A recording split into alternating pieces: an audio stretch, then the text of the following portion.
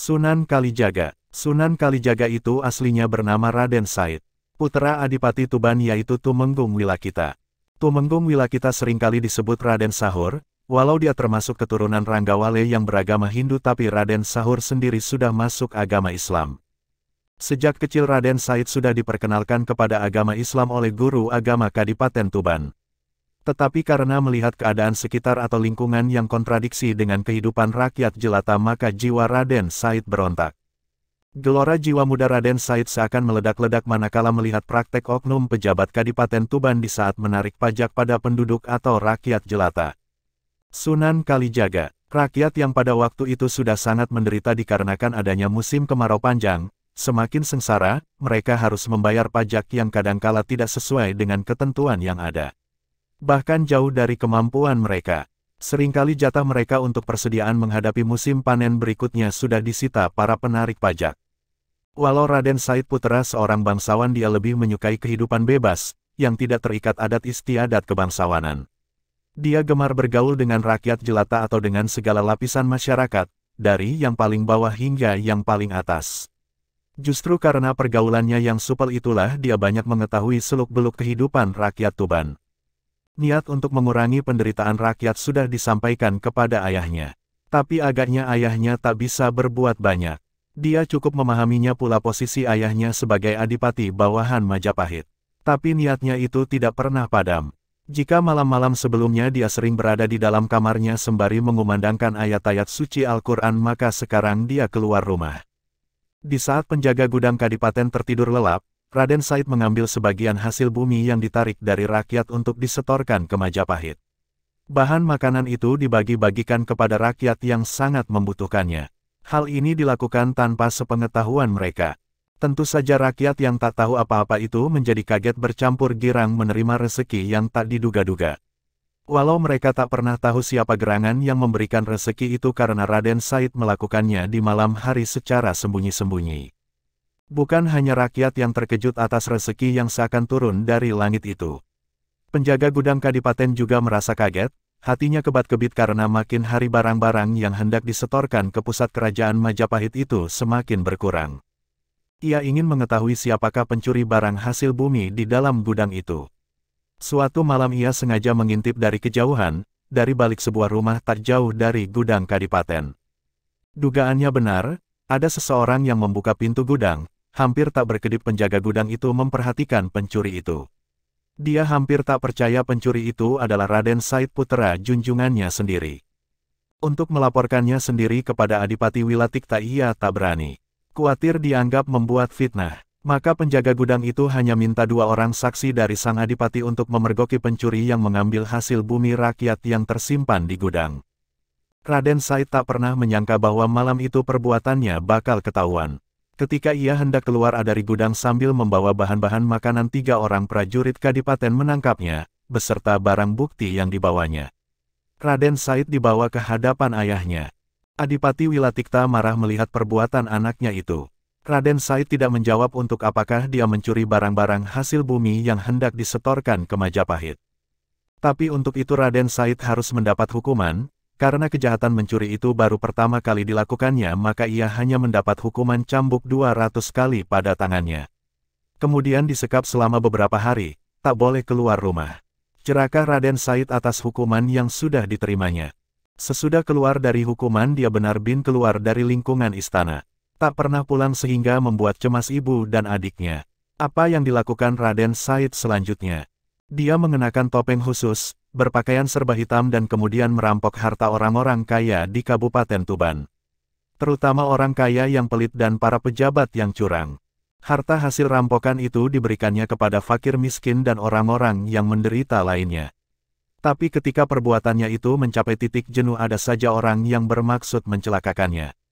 Ada seorang pemimpin perampok sejati yang mengetahui aksi Raden Said menjarah harta pejabat kaya, kemudian pemimpin perampok itu mengenakan pakaian serupa dengan pakaian Raden Said, bahkan juga mengenakan topeng seperti Raden Said juga. Pada suatu malam Raden Said baru saja menyelesaikan sholat Isya mendengar jerit tangis para penduduk desa kampungnya sedang jarah perampok. Dia segera mendatangi tempat kejadian itu. Begitu mengetahui kedatangan Raden Said kawanan perampok itu segera berhamburan melarikan diri. Tinggal pemimpin mereka yang sedang asik memperkosa seorang gadis cantik. Raden Said mendobrak pintu rumah si gadis yang sedang diperkosa. Di dalam sebuah kamar dia melihat seorang berpakaian seperti dirinya, juga mengenakan topeng serupa sedang berusaha mengenakan pakaiannya kembali. Rupanya dia sudah selesai memperkosa gadis tersebut. Raden Said berusaha menangkap perampok itu namun pemimpin perampok itu berhasil melarikan diri. Mendadak terdengar suara kentongan dipukul bertalu-talu, penduduk dari kampung lain berdatangan ke tempat itu. Pada saat itulah si gadis yang baru diperkosa perampok tadi menangkap erat-erat tangan Raden Said. Raden Said jadi panik dan kebingungan. Para pemuda dari kampung lain menerobos masuk dengan senjata terhunus. Raden Said ditangkap dan dibawa ke rumah kepala desa. Kepala desa yang merasa penasaran mencoba membuka topeng di wajah Raden Said. Begitu mengetahui siapa orang di balik topeng itu, sang kepala desa menjadi terbungkam. Sama sekali tak disangkanya bahwa perampok itu adalah putra junjungannya sendiri, yaitu Raden Said. Gegerlah masyarakat pada saat itu. Raden Said dianggap perampok dan pemerkosa. Si gadis yang diperkosa adalah bukti dan saksi hidup atas kejadian itu. Sang kepala desa masih berusaha menutup aib junjungannya. Diam-diam ia membawa Raden Said ke istana Kadipaten Tuban tanpa sepengetahuan orang. Tentu saja sang adipati jadi murka. Raden Said diusir dari wilayah Kadipaten Tuban. Pergi dari Kadipaten Tuban ini. Kau telah mencoreng nama baik keluargamu sendiri, pergi. Jangan kembali sebelum kau dapat menggetarkan dinding-dinding istana Kadipaten Tuban ini dengan ayat-ayat Al-Quran yang sering kau baca di malam hari. Sang Adipati Wilatikta juga sangat terpukul atas kejadian itu. Raden Said yang diharapkan dapat menggantikan kedudukannya ternyata telah menutup kemungkinan ke arah itu. Sirna sudah segala harapan sang Adipati. Hanya ada satu orang yang dapat mempercayai perbuatan Raden Said, yaitu Dewi Rasaulan. Adik Raden Said itu berjiwa luhur dan sangat tidak mungkin melakukan perbuatan keji. Dewi Rasaulan yang sangat menyayangi kakaknya itu merasa kasihan tanpa sepengetahuan ayah dan ibunya dia meninggalkan istana Kadipaten Tuban untuk mencari Raden Said untuk diajak pulang. Mencari guru sejati. Kemanakah Raden Said sesudah diusir dari Kadipaten Tuban? Ternyata ia mengembara tanpa tujuan pasti. Pada akhirnya dia menetap di hutan Jatiwangi. Selama bertahun-tahun ia menjadi perampok budiman. Mengapa disebut perampok budiman? Karena hasil rampokannya itu tak pernah dimakannya. Seperti dahulu, selalu diberikan kepada fakir miskin. Yang dirampoknya hanya para hartawan atau orang kaya kikir, tidak menyantuni rakyat jelata. Dan tidak mau membayar zakat. Di hutan Jatiwangi dia membuang nama aslinya. Orang menyebutnya dengan Brandal Lokajaya.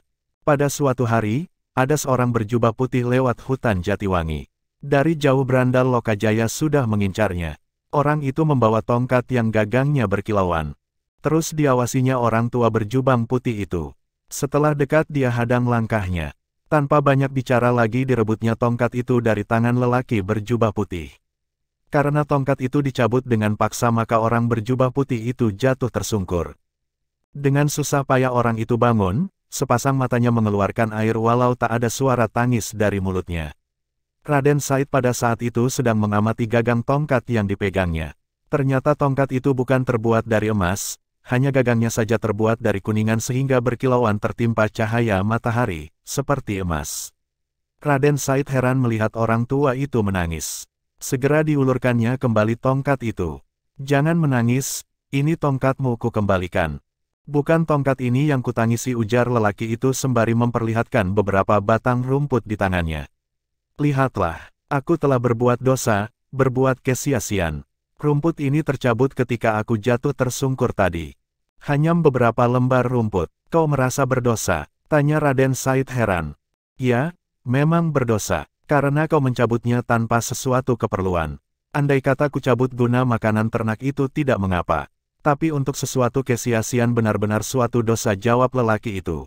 Hari Raden Said bergetar atas jawaban yang mengandung nilai iman itu. Anak muda, sesungguhnya apa yang kau cari di hutan ini? Saya menginginkan harta. Untuk apa? Saya berikan kepada fakir miskin dan penduduk yang menderita.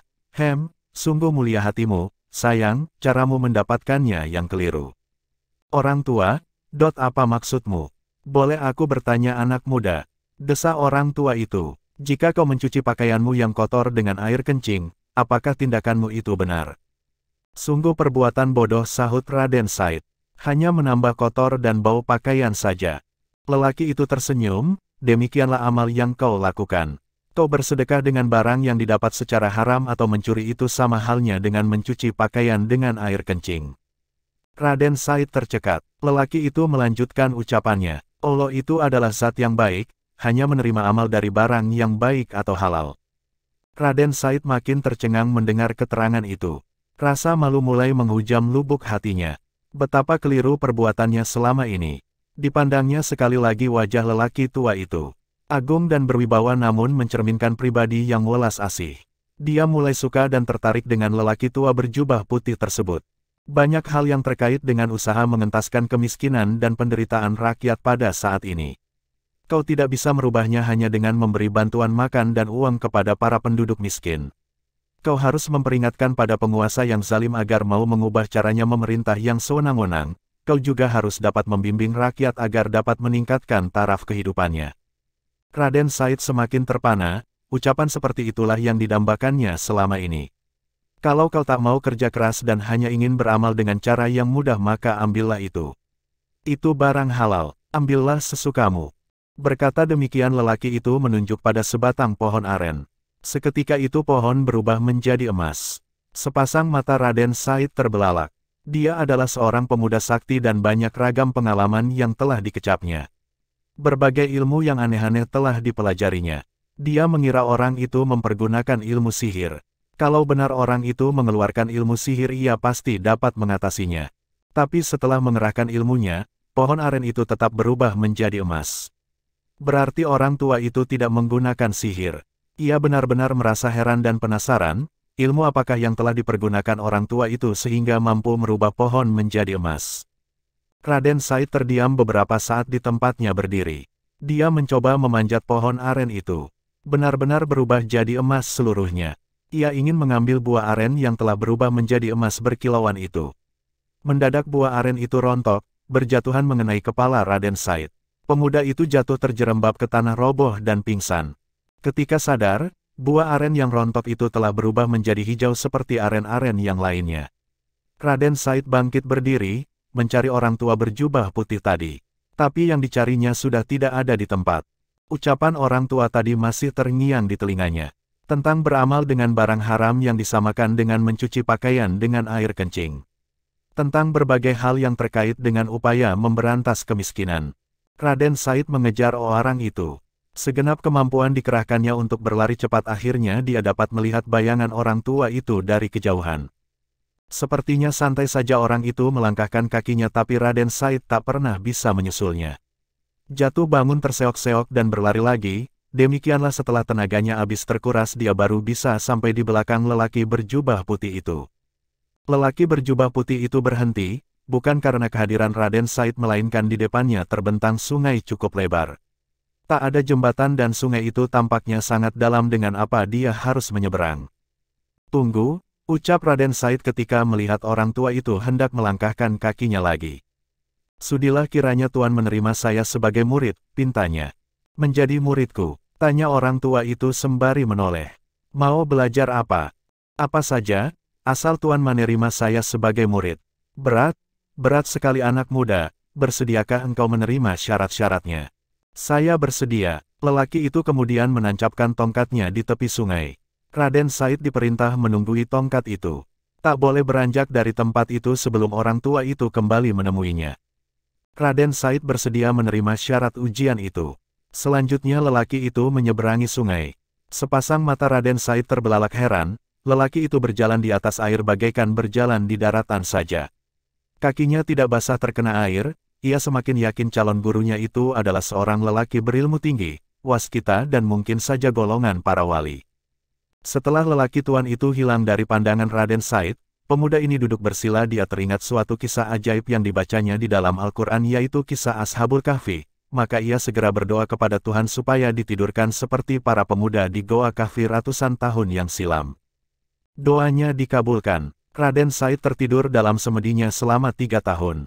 Akar dan rerumputan telah merambati tubuhnya dan hampir menutupi sebagian besar anggota tubuhnya. Setelah 3 tahun lelaki berjubah putih itu datang menemui Raden Said. Tapi Raden Said tak bisa dibangunkan. Barulah setelah mengumandangkan azan pemuda itu membuka sepasang matanya. Tubuh Raden Said dibersihkan, diberi pakaian baru yang bersih. Kemudian dibawa ke Tuban. Mengapa dibawa ke Tuban? Karena lelaki berjubah putih itu adalah Sunan Bonang. Raden Said kemudian diberi pelajaran agama sesuai dengan tingkatannya, yaitu tingkat para waliullah. Di kemudian hari Raden Said terkenal dengan sebutan Sunan Kalijaga. Kalijaga artinya orang yang menjaga sungai, karena dia pernah bertapa di tepi sungai. Ada yang mengartikan Sunan Kalijaga adalah penjaga aliran kepercayaan yang hidup pada masa itu. Dijaga maksudnya supaya tidak membahayakan umat, melainkan diarahkan kepada ajaran Islam yang benar.